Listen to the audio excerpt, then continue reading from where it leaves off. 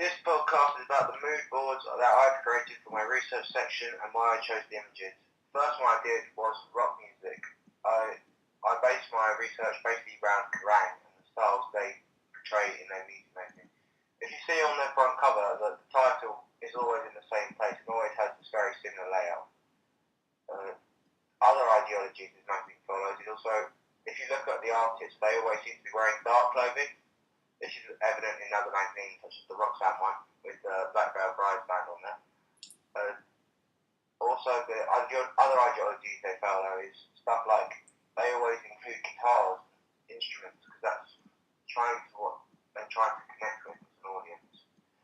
Next one I did was R&B and hip hop.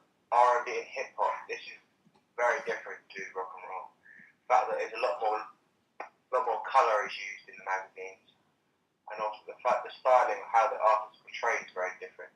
They seem in magazines such as Vibe and XXL, the artists come across as very aggressive. They also have different ideologies, such as there's a lot of pictures of guns, drugs, DJing, and it's a completely different audience to what they're trying to create with. It's more of a younger audience, I will admit, and also that it's they're trying to sell a lifestyle to you. Unlike the rock and roll magazines, they're trying to sell a culture, trying to sell a kind of ideology to what rock and roll could be about if you want it to be.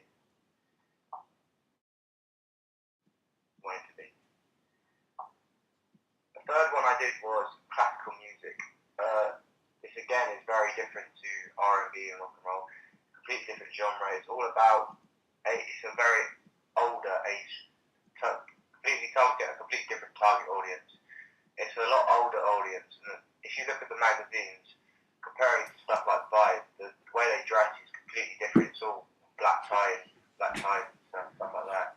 Also, if you look at the audiences used in the Milk it's completely different. It's very upper class, modern, and unlike other bands you see where other artists.